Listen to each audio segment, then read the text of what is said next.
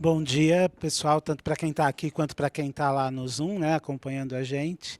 Então, como a Laura apresentou, eu sou Alexandre Santos, participo como pesquisador no CPTE, onde também está o Ricardo, o PB, a Thelma Vinha, o Sérgio Firpo. E sou professor do mestrado e do doutorado em educação da Unicid. Lá na Unicid, nós temos, além do mestrado e do doutorado acadêmico em educação, nós temos o mestrado profissional em formação de gestores educacionais, em que a gente tenta colocar em foco esta dimensão da política educacional. Não é tão simples, porque quando a gente fala em gestão educacional, todos os outros temas se misturam a ela, porque ela incide sobre todos os temas. Mas a gente tenta fazer com que os estudantes priorizem as dimensões de gestão para fazer pesquisa aplicada. Um mestrado profissional no sentido de que a gente gostaria, nem sempre isso acontece, que os estudantes que ingressam no programa estejam orientados por uma pergunta que nasceu das suas práticas de gestão. Nem sempre isso acontece, mas a gente estimula que no mestrado profissional isso seja assim. E essa pesquisa é um presente que a Mirella, o Instituto Unibanco, me deram, me convidaram a liderar.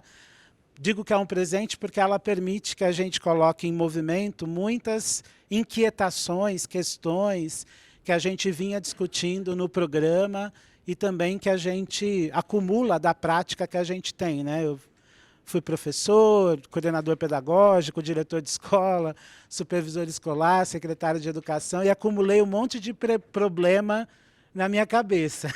Alguns deles mais complicados, outros mais simples, mas essa pesquisa me permite colocar à prova uma parte desses problemas que estão na minha cabeça. E essa pesquisa ela é construída com a participação de outros pesquisadores e pesquisadoras. Vocês estão vendo aí no primeiro slide, então, além de mim, estão nessa pesquisa a professora Ana Cristina de Oliveira Prado, da Unirio, o professor Cristi Pato, da Federal Fluminense, a Joana Guzmão, que está com a gente na Unicid, a Maria Paula Ferreira, que é da Fundação SEAD, e o Rodney Pereira, que está com a gente na Unicid, é pesquisador também na Fundação Carlos Chagas. Então, é uma equipe de pesquisadores de diferentes instituições, mas que a coordenação da pesquisa está comigo a partir da Unicid, numa parceria que nós celebramos com o Instituto Unibanco. Aqui é para cá. Só para a gente reafirmar premissas que desde ontem a gente está falando aqui, essa pesquisa parte de uma constatação óbvia, da importância da qualidade da educação como direito. Não é só a educação como direito, é qualidade da educação como direito. Não é qualquer educação que a gente está dizendo que é um direito. E essa qualidade tem uma dimensão obrigatória da equidade. E aqui equidade num sentido muito, talvez, estrito. Eu trabalho com o conceito de equidade a partir da teoria de justiça do John Rawls, traduzida pelo François Dubé e pelo Marcel Craé para o campo da educação. E a gente está falando de equidade como... A ideia de equidade aqui é um sistema educacional que garante para todos e para cada um, professor Chico Soares, aquilo que nós consideramos fundamental em termos de aprendizagem. Acima disso que nós consideramos fundamental, as desigualdades são aceitáveis, mas todo mundo tem que chegar nesse pacote fundamental de direitos de aprendizagem e desenvolvimento que nós combinamos que é para todo mundo. É nessa perspectiva que a gente diz de equidade. Equidade seria a situação na qual um sistema educacional consegue garantir para todos e para cada um esse pacote fundamental de aprendizagens. E, acima disso, tudo bem ter desigualdade. Tudo bem ter um menino que gosta mais de matemática e avança para além desse pacote fundamental, o outro que gosta mais de língua portuguesa e avança para além desse pacote fundamental. Veja que eu usei a palavra fundamental e não mínimo. Não é mínimo, é o pacote fundamental de direitos de aprendizagem e desenvolvimento.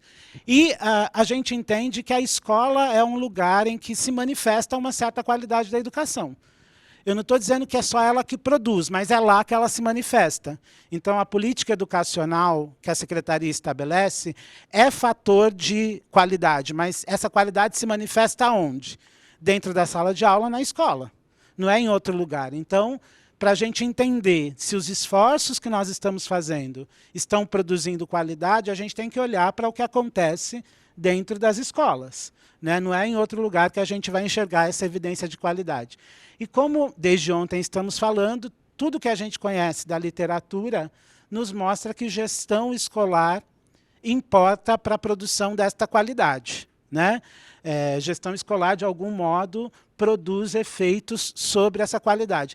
E produz efeitos que podem ser melhoradores da qualidade, vamos dizer assim, ou pioradores da qualidade, digamos assim. Né?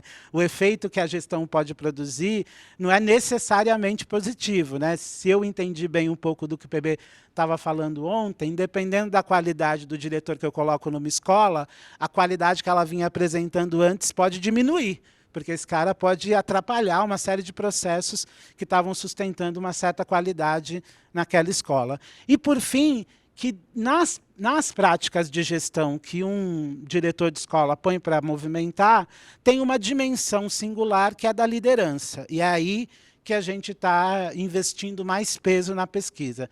A gente até olha na pesquisa para práticas de gestão que não estão coladas na liderança, mas onde a gente quer olhar mesmo, com atenção, são as práticas de liderança que se manifestam a partir da gestão escolar. E aqui já vou interagir com uma coisa que o Madeira colocou como talvez um problema, né, um problema não, mas uma característica do sistema educacional brasileiro, que quando a gente fala de práticas de gestão, quase nunca é só o diretor. Né? As escolas brasileiras têm uma tradição de organizar a equipe gestora a partir de posições como o coordenador pedagógico, o assistente de direção. Em algumas redes tem um profissional que é meio secretaria e meio gerente administrativo ali na escola.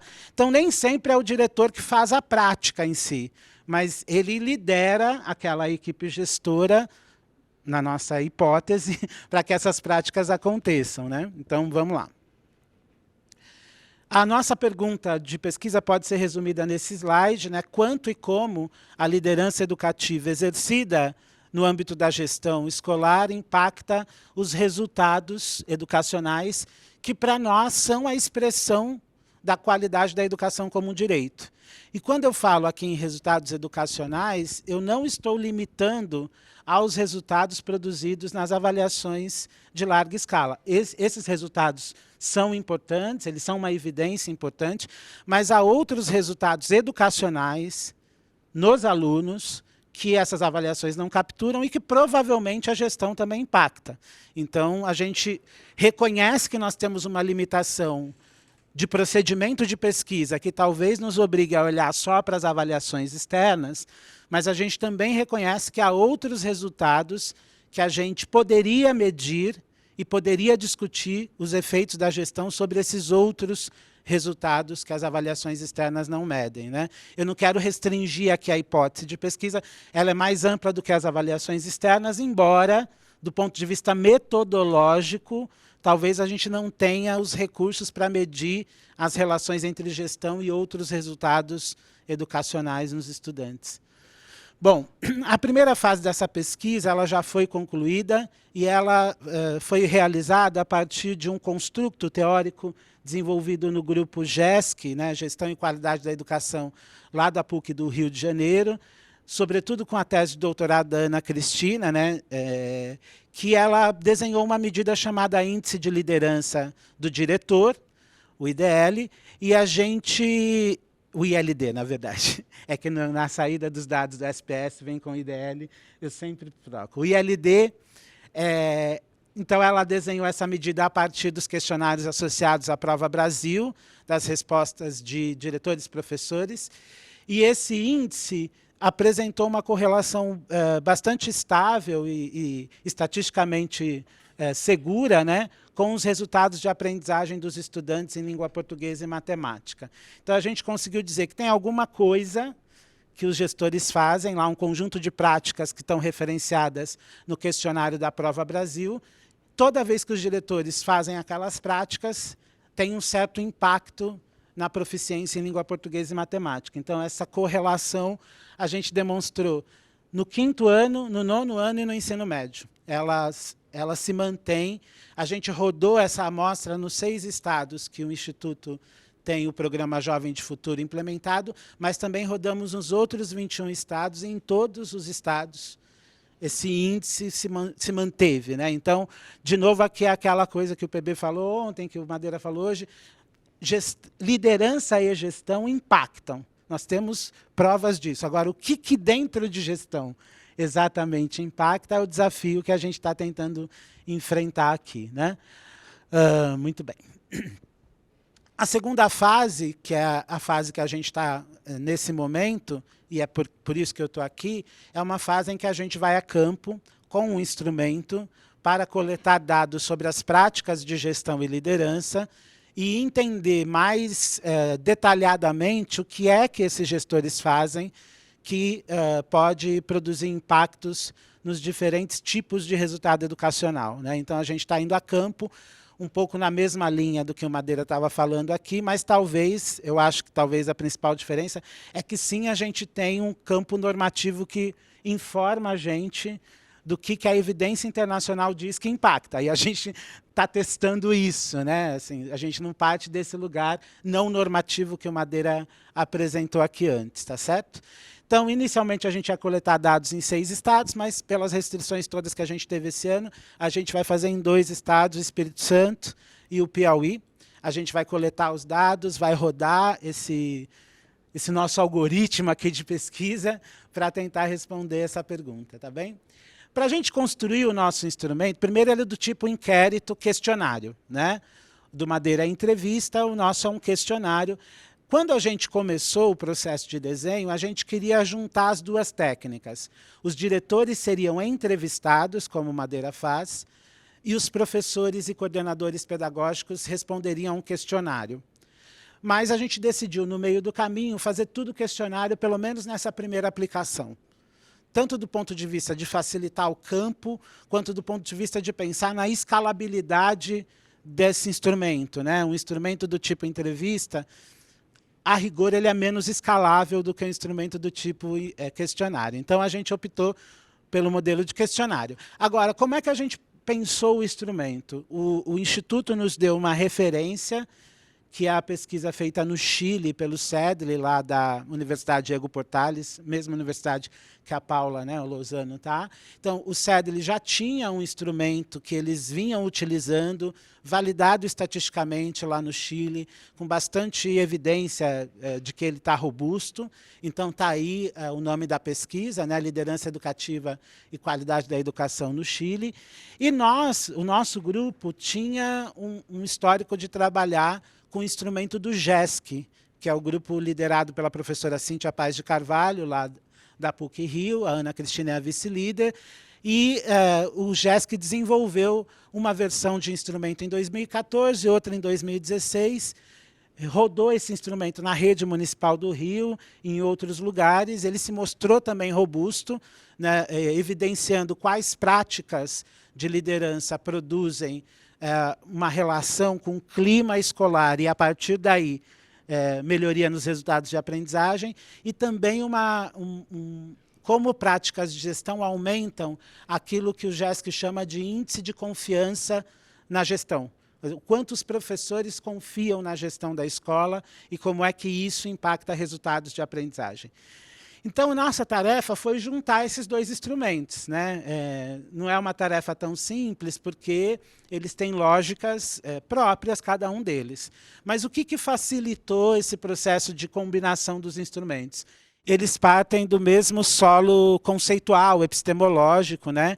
Que é uma tradição de pesquisa sobre liderança e gestão, bastante forte no mundo anglo-saxão, mas também aqui na América Latina, né? Nos nossos vizinhos, que a gente pode trazer talvez como principal referência o Latewood e seus colaboradores, e particularmente os 2 instrumentos foram buscar o campo conceitual da pesquisa numa investigação robusta feita por toda essa gente aqui que eu coloquei e que resultou em vários relatórios, um deles, esse relatório de 2007, que fala sobre práticas efetivas de liderança e sua relação com os resultados de aprendizagem dos estudantes. Tem um outro de 2006, um outro de 2009, mas eles todos fazem parte de uma mesma pesquisa, só são produzidos a partir de perspectivas analíticas diferentes, os relatórios. Então, é dessa visão sobre liderança construída a partir dessa pesquisa que os dois instrumentos partem, tá certo? Opa! Então, qual é o marco conceitual, vamos dizer assim, que eu estou falando, né? Que orienta os dois instrumentos? Esse marco conceitual parte do pressuposto, então, que a gente quer mensurar é esse conjunto aqui de práticas de liderança, seria a nossa variável independente. A gente quer avaliar como é que essa variável independente produz efeitos aqui nos resultados de aprendizagem, a variável dependente. Só que a gente sabe que a relação entre as práticas de liderança e o resultado dos alunos não é direta. Como é que a gente sabe isso? Por tudo que a literatura acumulou. A gente sabe que é mais o caminho que a prática do gestor impacta na aprendizagem passa por alguma coisa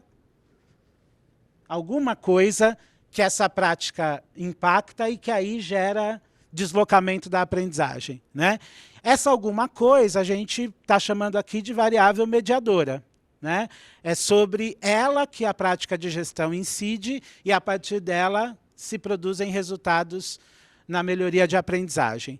Mas a gente também sabe pela literatura que a prática de gestão a prática de liderança ou de gestão que o diretor pode realizar está marcada, está condicionada, vamos dizer assim, por características, lá os antecedentes, características da formação desse diretor, gênero do diretor, se esse diretor é alguém que veio do próprio sistema, como professor, ou se ele prestou um concurso e caiu direto na direção. São antecedentes que condicionam essas práticas de gestão e liderança que ele pode ou não realizar. Então, a pesquisa tem que levar em conta isso, tem que levar em conta o impacto dos antecedentes nas práticas de liderança, para a gente não perder essa dimensão, né? E a outra coisa, a literatura também nos informa que a escola é uma organização social historicamente situada. Então, existem elementos da estrutura social, do território, das características do alunado, que a escola não tem governabilidade e que incidem sobre tudo o que acontece lá dentro. Incidem sobre as práticas de liderança, incidem sobre essas coisas aqui que o diretor faz e age para produzir resultados e incide, inclusive, sobre resultados. Por exemplo, nível socioeconômico dos alunos. É um dado da realidade social. E quando a gente chama de variável moderadora, é porque esse dado, né, de contexto, ele pode aumentar, diminuir ou manter estável, né, os esforços que estão postos aqui, as características das variáveis mediadoras. Então, é a partir dessa lógica conceitual que a gente parte, ela está referenciada ali embaixo para vocês, depois, se quiserem ter acesso ao relatório, né? Enfim, eu não sei se tem em português esse relatório, mas depois podemos ver. Agora, pensando na variável independente aqui, nas práticas de liderança, o segundo desafio conceitual, como Madeira disse aqui, é quais são as práticas de liderança que tendem a produzir impactos interessantes no desempenho dos estudantes. Para responder essa segunda pergunta, no nosso caso, a gente também foi normativo, diferente do Madeira. Então, a gente está partindo do pressuposto que a gente sabe quais são as práticas de liderança que tendem a produzir resultados interessantes na aprendizagem. Mas quando a gente sabe, eu estou falando aqui, a gente sabe porque teve um esforço aqui do Leito e dos seus colaboradores para fazer uma meta-análise gigantesca, né? Assim, 140 pesquisas não publicadas e 40 publicadas, e estabilizar um conjunto de práticas que as pesquisas mostram que, olha, em vários contextos, em diferentes países, com diferentes características dos sistemas de ensino, essas práticas aqui parecem que sempre estão associadas a bons resultados de aprendizagem.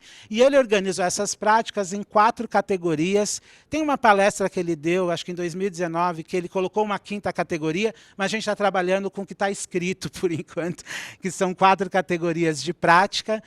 A primeira categoria é estabelecer direção, a segunda, desenvolver pessoas, a terceira, redesenhar a organização, a escola, né? E a quarta, fazer a gestão instrucional, pedagógica, de ensino e aprendizagem.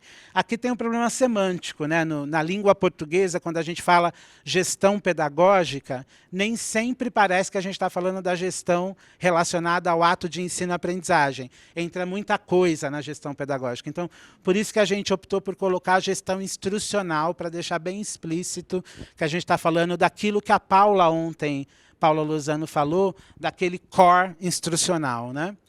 E nos questionários do GESC, a Ana Cristina, a Cíntia e os outros pesquisadores identificaram o que poderia ser uma 5ª categoria de práticas que tem a ver com o reconhecimento da liderança e com as interações pedagógicas. Então, a gente está trabalhando com 5 categorias, 4 delas que vieram do Lakewood e uma que veio da pesquisa do GESC, tá bem? E aí, como eu estava falando para vocês, o esquema conceitual, depois vocês podem olhar com calma, eu estou dizendo aqui o que são os antecedentes, as variáveis moderadoras, as variáveis mediadoras, a variável dependente e independente. Só para a gente materializar como é que isso aparece no nosso instrumento, né? Os antecedentes que a gente está levando em conta, quais são? As atribuições legais do diretor e do CP, do coordenador pedagógico, o contexto mais amplo das políticas educacionais, ações externas ou do próprio sistema de ensino que são endereçadas à escola. Por exemplo, o programa Jovem de Futuro é uma ação que entra aqui, é uma ação que está endereçada para a escola e que impacta tanto nas práticas de liderança, quanto nas variáveis mediadoras, quanto nos resultados de aprendizagem.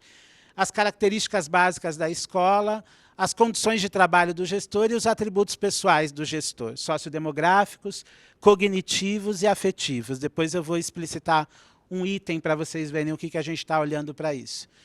As variáveis moderadoras é o indicador de nível socioeconômico já produzido aí pelo INEP, né?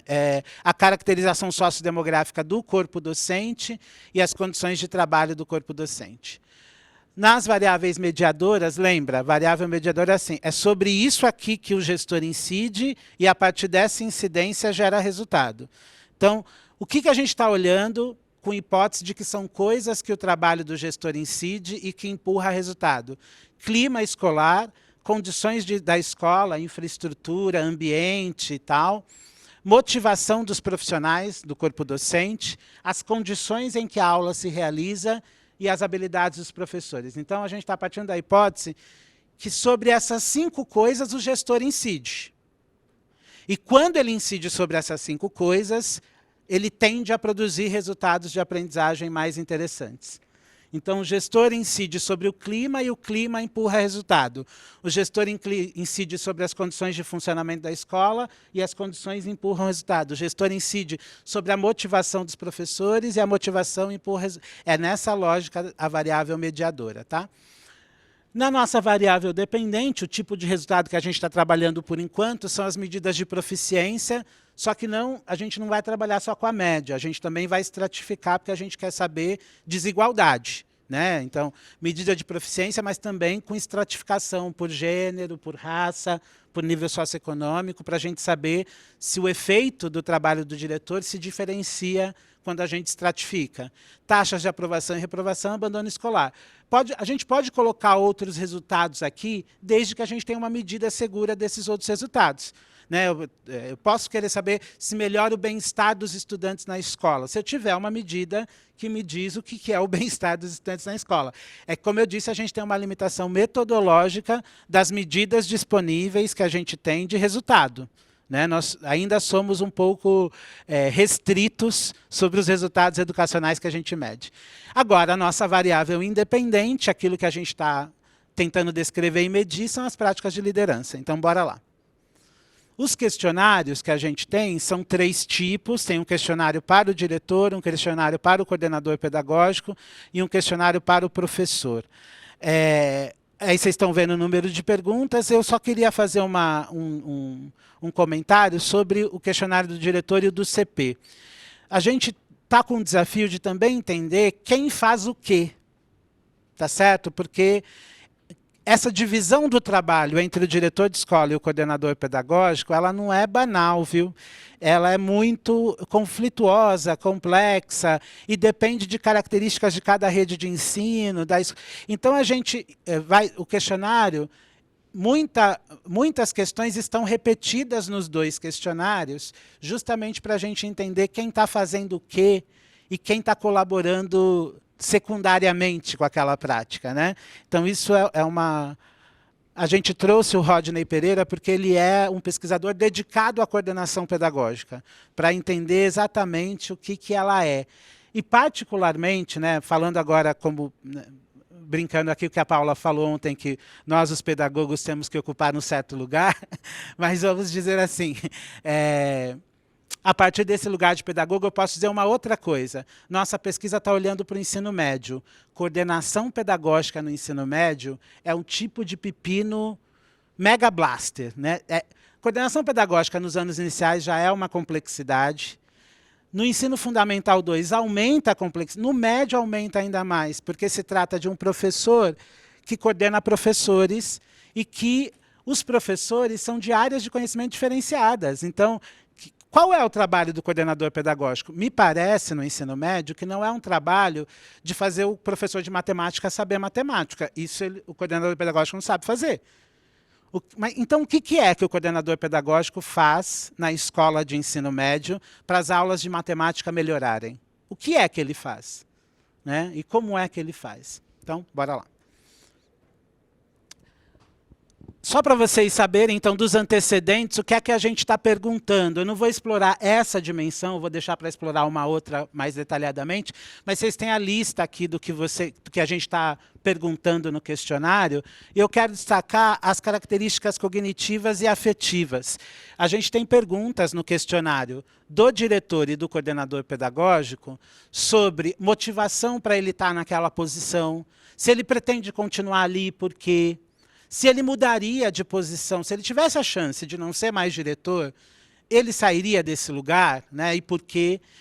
A gente também pergunta sobre características cognitivas, né? O proxy disso é o tempo de experiência do diretor na função, na escola, no magistério, o tipo de formação que ele teve. E a gente também trabalha com um dado, um indicador que o Madeira trabalha, que é a crença de autoeficácia, né? Lá à luz dos estudos do Bandura, aqui no Brasil a professora Roberta Aze, da Unicamp, enfim.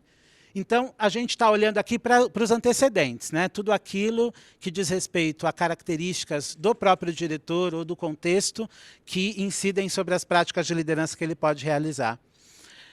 Um exemplo de item que vai estar lá no questionário, né? De pergunta com itens que vai estar lá no questionário. É um antecedente, quer dizer, algo que não está sob o controle dele, o grau de autonomia que ele tem para tomar certas decisões. Isso não está sob o controle dele, tem regras do sistema de ensino que definem isso, e isso condiciona que prática de liderança ele pode ter ou não. Então, a gente pergunta, qual o grau de autonomia que sua escola possui para tomar decisões nos seguintes campos? Aí tem lá, uso de verbas, definir a oferta curricular. Na pergunta da Débora, né, a partir da provocação do Instituto, a gente colocou itens sobre a reforma do ensino médio e sobre a Base Nacional Comum Curricular. Então, a gente pergunta grau de autonomia. Esse aqui é um, e a próxima também vai falar de autonomia, mas de um outro tipo, tá? Contratar assessoria para apoiar o desenvolvimento dos projetos na escola. O diretor pode ou não fazer isso nesse sistema de ensino? Porque se ele é responsável por redesenhar a organização, por fazer a organização melhorar, talvez ele devesse ter alguma autonomia para contratar assessoria para melhorar o desenvolvimento institucional da escola.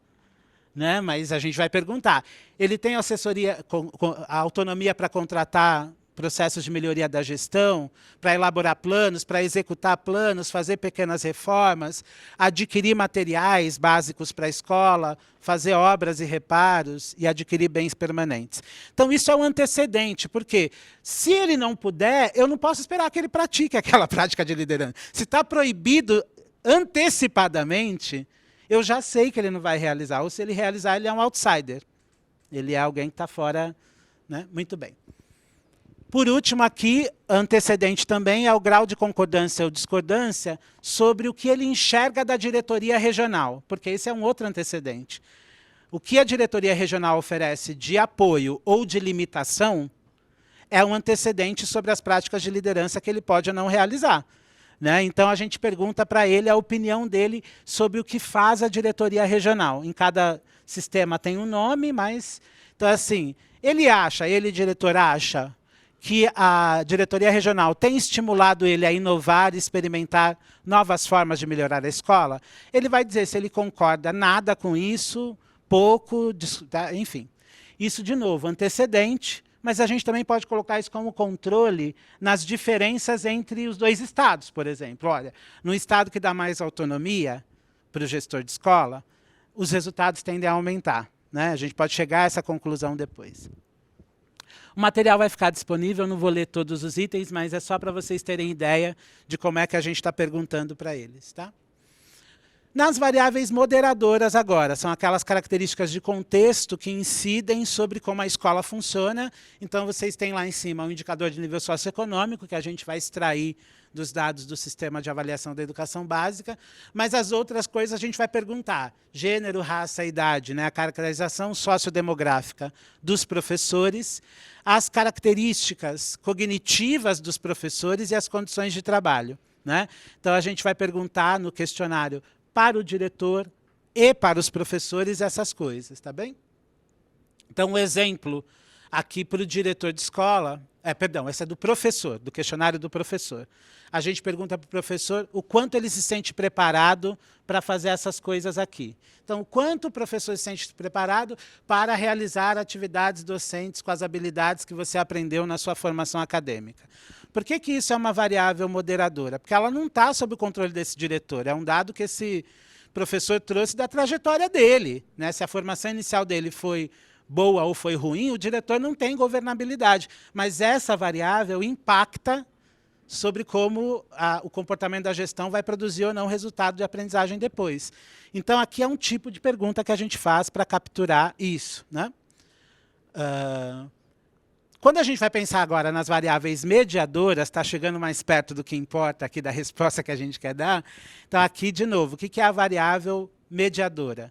São as coisas sobre as quais o diretor, a gente sabe que ele consegue incidir e que tendem a produzir resultados educacionais mais interessantes. Então, aqui, o diretor tem governabilidade, de acordo com a literatura que a gente está trabalhando.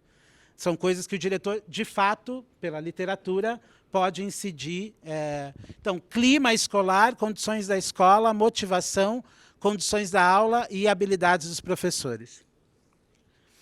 Então, a gente sabe que no clima escolar, as práticas de gestão podem melhorar ou piorar relações interpessoais. Elas podem melhorar ou piorar o ambiente para a aprendizagem, a expectativa em relação aos alunos, a satisfação no trabalho. E a gente vai perguntar sobre clima escolar para todo mundo, para professor, para CP e para diretor.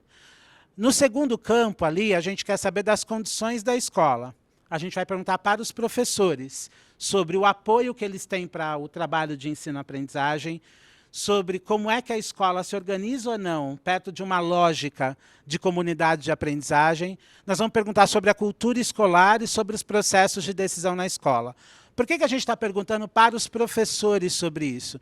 Porque são eles que recebem o impacto da gestão. Então, eu posso perguntar para o diretor, e ele pode me dizer que está fazendo, mas se o professor não está percebendo isso, talvez o diretor esteja com uma imagem não segura do que ele faz, vamos dizer assim. Né? Eu tenho que saber se o que o diretor está fazendo está impactando esses caras, os professores e professoras, que vão desempenhar o ato de ensino na sala de aula. Né? Motivação, o diretor tem um papel para melhorar, piorar é isso que a gente chama de emoções dos professores, né? Uma certa predisposição emocional ali, uma certa saúde emocional dentro da escola. A carga de trabalho, aqui, carga de trabalho não é... Porque, assim, quem define a carga de trabalho do professor é o contrato que ele tem. Não é disso que a gente está falando. Mas é como é que a jornada escolar do professor é organizada na escola. Tempo de formação, tempo de aula, tempo de plano. E sobre isso o diretor pode incidir. Sobre a qualidade dessa organização dessa jornada. E, por fim, aqui, o último campo, a gente quer saber sobre como o diretor e o coordenador pedagógico realizam coisas para melhorar as habilidades dos professores. Seria o campo do desenvolvimento profissional que o Madeira falou, dos professores. Então, a gente deve perguntar coisas parecidas, né, Madeira? Se tem um processo de avaliação da prática do professor na escola, se depois que esse processo de avaliação é feito, acontece feedback para o professor. A gente deve perguntar coisas muito parecidas. Aqui a gente está perguntando para o diretor e o coordenador pedagógico. E a gente trabalha com uma hipótese de, primeiro, tem um processo de checagem aqui, né, o diretor responde A, o coordenador responde B, quem é que a gente olha para fazer isso, mas também tem a hipótese do compartilhamento de tarefas. Algumas coisas é o diretor que faz, outras coisas é o coordenador pedagógico que faz. Agora, um exemplo aqui do que a gente está chamando dessas variáveis mediadoras. A gente pergunta para os professores, para os coordenadores e para os diretores sobre clima. Aqui uma proxy de clima é, no último semestre, como você avalia os seguintes aspectos de sua escola? A convivência entre as pessoas, ele pode classificar como muito ruim, ruim, razoável, boa ou muito boa. Então, a convivência entre as pessoas, a disciplina, comportamento dos alunos, as relações entre alunos e professores, alunos, funcionários e servidores, alunos e a direção, entre professores, professores e funcionários, e entre professores e a direção. O resultado disso aqui dá uma proxy de clima escolar, né? E tem a ver com as práticas de liderança que o diretor põe para rodar. A gente também pergunta sobre um campo de estado emocional aqui, do professor, tá? Tem itens misturados de outras variáveis, mas eu vou destacar aqui o item 2, o item 3, o item 4. Ó. Estou satisfeito com o tamanho das turmas a mim atribuídas? Isso, na verdade, é carga de trabalho, tá? Não é emocional, mas o 3 é emocional. Às vezes, considero perda de tempo dar o melhor de mim para essa escola. Sinto-me satisfeito em trabalhar nessa escola, sinto-me realizado com o trabalho que desenvolvo nessa escola. Penso em me transferir para outra escola. Se eu pudesse voltar atrás, teria escolhido outra escola, né? Então, isso vai dizendo um pouco daquele campo do estado emocional do professor, que é uma variável mediadora do resultado de aprendizagem. Outro exemplo aqui, em relação aos professores dessa escola, respondo indicando aproximadamente qual a porcentagem dos professores que atende às condições indicadas. Aqui eu estou perguntando para o diretor e para o CP. Eu pergunto, o professor da sua escola demonstra um domínio adequado da didática para ensinar os conteúdos da sua área? Eu estou perguntando isso para o diretor e estou perguntando isso para a CP, e eu não quero que ele olhe para um professor específico, eu quero que ele diga assim, 1/4 dos professores tem, metade dos professores tem, 3/4 dos professores têm, ou todos os professores têm. Eu quero que ele me diga da qualidade do time, né, do conjunto de professores da escola. Do mesmo jeito, qual o percentual de professores que realiza o planejamento detalhado e eficiente das atividades de ensino e aprendizagem? São capazes de lidar com turmas heterogêneas, assegurando a aprendizagem dos alunos. Aí vocês podem me dizer assim, mas você está perguntando isso para o diretor e para o CP e não vai perguntar para o professor? A gente pergunta para o professor, só como lá no professor é a autoeficácia. O quanto ele se sente capaz de. E aqui o que a gente está pensando é qual é a visão do coordenador pedagógico e do diretor sobre o trabalho do grupo de professores. Depois dá para cruzar essas duas coisas. Olha, os professores se acham super competentes para lidar com turmas heterogêneas, assegurando a aprendizagem. Mas a avaliação que os coordenadores pedagógicos e diretores fazem vai no sentido oposto. Tem opção de resposta não sei? Aqui, eu vou confirmar depois, tá? Eu acho que sim, porque tem 5 pontos na escala. Deve ser 1/4, metade, 3/4, 100%, não sei. Deve ser assim, tá? Mas eu confirmo. Bom, E a variável independente, que são as práticas de liderança. Qual é o meu tempo, Laura? Tá. As práticas de liderança, vocês estão vendo ali em cada uma das dimensões do Leitude, e também aqui na dimensão que nasceu do GESC, qual é o conjunto de práticas que a gente está tentando avaliar. Então, lá no, vou pegar desenvolver pessoas, né? A gente quer saber se os diretores de escola e talvez os coordenadores promovem uma atenção e apoio individual aos professores, atenção e estímulo intelectual e modelamento da prática. E dentro de cada uma dessas linhas estão os itens lá que o Madeira fez mais bonitinho do que eu, colocou a quantidade de itens em cada uma dessas linhazinhas, tá bom?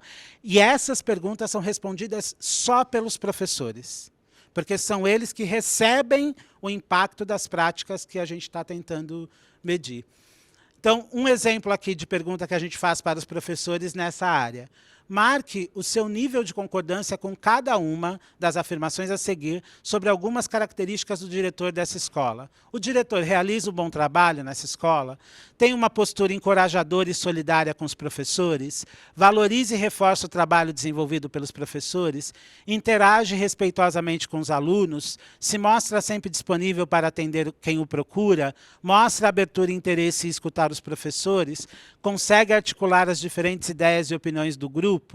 Outro exemplo, também em relação ao diretor. Esse diretor comunica à comunidade escolar o propósito e o objetivo da instituição, explica as razões pelas quais introduz mudanças no funcionamento na escola, promove um ambiente de cuidado entre os integrantes. Então, a gente está perguntando de micropráticas para todos os professores, e eles vão dizer o quanto eles percebem que o diretor faz isso. De novo, aqui, um problema das ciências sociais, gente. O diretor pode achar que está fazendo isso, mas o sujeito que recebe a prática pode não estar vendo isso acontecer. E desse ponto de vista, do que a gente está investigando, é mais importante a percepção de quem está recebendo a prática do que quem diz que está praticando a prática, né? Porque tem um gap aí, tá certo? Quando a gente estava discutindo o instrumento no CPTE, a gente chegou a discutir se não era bom fazer um questionário para os estudantes, que também recebem os efeitos das práticas dos diretores. É que tinha uma dificuldade metodológica para a gente pôr isso de pé no tempo, mas talvez valesse a pena. Mais um aqui, mais um item aqui para vocês verem o que a gente vai perguntar para os professores. Aqui eu gosto da pergunta do item 3. Esse diretor não atribui aos professores atividades alheias às suas atribuições docentes, porque o Leito diz que uma prática de liderança importante é manter o foco da equipe, não deixar a equipe se desviar daquilo que importa. Então, o que importa? Boas situações de aula, tem que ter aula. Então, quando o diretor cria, assim, vou fazer aqui uma coisa pedagógica, tá? Festa disso, festa daquilo, essa semana... O que ele está fazendo? Ele está distraindo o seu time do core instrucional, daquilo que, né, importa para as crianças aprenderem. E isso a gente está tentando captar aqui nesse item do questionário, tá? Olha, não quebrei. Vou passar aqui, tem mais exemplos de itens, o material vai ficar disponível, tá? Mas aqui esse é um desafio por causa da relação com o CP, né? O item, a questão 13. A gente não sabe, aqui sim agnóstico, tá, Madeira? A gente não sabe quem faria isso na escola. A gente sabe que é uma função de gestão. Se essa função de gestão está mais com o diretor, está mais com o coordenador, talvez a pesquisa nos ajude a entender. Então, por exemplo, o diretor assiste aulas, ou parte das aulas, ele dá sugestões aos professores sobre como eles podem melhorar suas aulas, ele avalia o trabalho dos professores, ele monitora os resultados dos alunos. Dependendo da organização da rede, isso está total com o coordenador pedagógico. Ou isso está total só com o diretor de escola. A gente não sabe. A gente vai para campo para saber, olha, isso aqui está mais para o diretor. De todo modo, é função gestão. É função gestão. Saber das diferenças de atribuição nos ajuda a pensar, talvez, em ações formativas depois, né? Ou em... Enfim, depois eu... Bom, e por fim, as categorias do GESC, eu vou parando por aqui, mas são categorias que tendem a ver a relação entre a equipe gestora e os professores e as interações pedagógicas na escola. Tá? Depois a gente pode explorar, vou respeitar aqui o tempo, ser tão disciplinado quanto Madeira. e aí depois a gente conversa sobre o resto, tá bem?